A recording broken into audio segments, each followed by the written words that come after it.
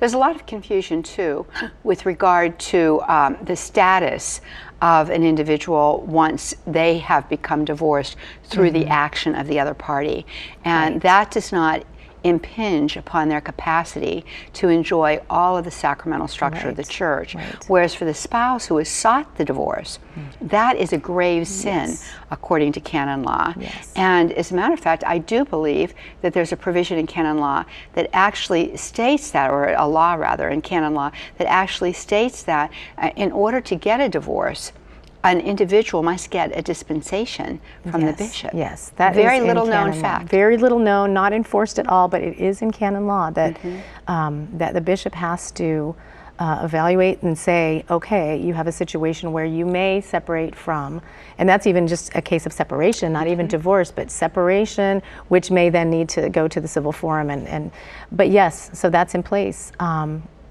And people don't know about it.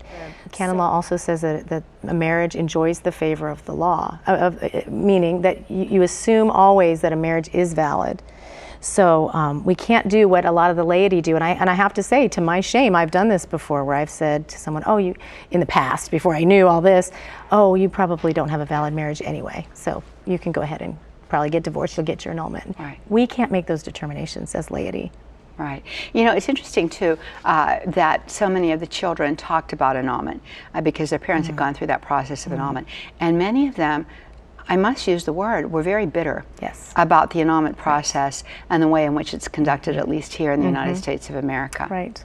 It's difficult because it is looked almost upon as a betrayal by the church then, you know, to some of the, one or two had some healing from it and said, okay, that explains why my parents couldn't stay together.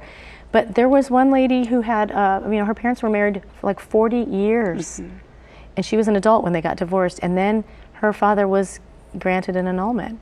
In their minds, in the minds of the children, they're like, how does that happen? We lived this life with them for 40 years later, and so people are, they question the church, and they think, well, not only was I abandoned by my parent, you know, this parent or that, but then the church didn't affirm the goodness of marriage, the goodness of that union that created me. So there is a bitterness, and there is a question about why is that happening so often.